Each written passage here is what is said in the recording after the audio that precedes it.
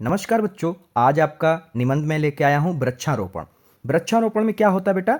देखिए कक्षा 10 में ये आखिरी क्वेश्चन होगा आपका बोर्ड का, जो कि 7 अंक पर होगा। कितने अंक का होगा बेटा? 7 अंक का। इसकी जो लिमिट होगी वो होगी शब्दों की 150 से 200 शब्दों तक आपको लिखना होगा। मतलब 1.5 पेज से 2 पेज तो आपको करना ही करना है। अब ये आप कैसे लिखते हैं वो हम आपको बताते हैं, किस तरह से लिखते हैं वो भी हम आपको बताएंगे।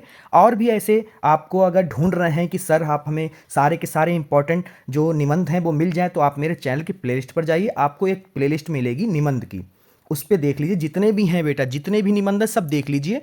और उससे बाहर एक भी निबंध आपको नहीं मिलेगा पेपर में, एक भी निबंध आपको नहीं मिलेगा। ऐसे ही एक पत्र की प्लेलिस्ट बना दी है, उस पर भी जाइए देख लीजिए। ये 7 नंबर इधर के और 4 नंबर पत्र और प्रार्थना पत्र के, ये 100% एक भी बाहर से आज तक पूछा ही नहीं गया है। तो चलिए वीडियो को स्टार्ट करते हैं।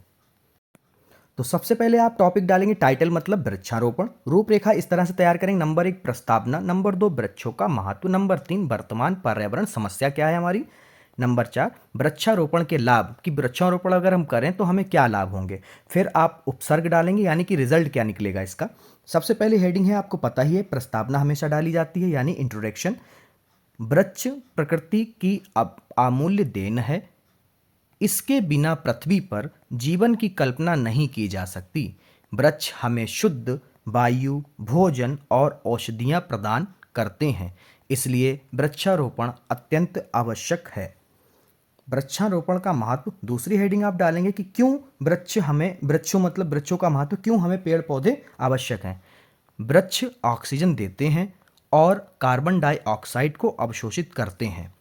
ये वर्षा लाने में सहायक होते हैं तथा मिट्टी के कटाव को रोकते हैं। फलदार वृक्ष हमारे पोषण का भी स्रोत होते हैं। जो हमें फल देते हैं वो हमें खाने पीने के लिए भी मदद करते हैं, यानी पोषण का भी स्रोत होते हैं ये। वर्तमान पर्यावरण समस्या क्या है बेटा? आज बढ़ती जनसंख्या, वनों की कटाई और शहरीकरण के कारण पर्यावरण असंतुलित हो गया है। इससे प्रदूषण, जलवायु परिवर्तन और प्राकृतिक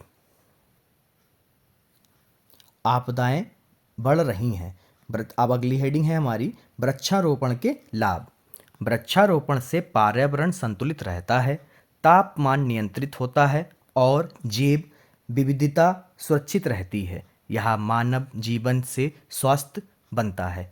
यह मानव जीवन के लिए स्वस्थ, या हमारा शरीर जो है इससे स्वस्थ रहता है। उपसंहार में बेटा आप लिखेंगे, स्वस्थ भविष्य के लिए अधिक से अधिक वृक्ष लाभ, सॉरी माफ करिए, एक बार फिर से पढ़ते हैं।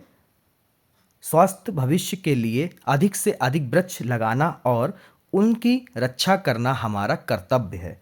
वास्तव में वृक्षारोपण ही जीवन संचरण का आधार है। इस तरह से आप लिखेंगे बेटा तो आपको पूरे एग्जाम में 7 अंक देगा, क्योंकि ये 150 से 220 तक के शब्द हैं इसमें, यानी आपका 1.5 पेज आराम से फिल हो जाएगा बोर्ड कॉपी का, और आपको एग्जाम में पूरे 7 अंक दे देगा।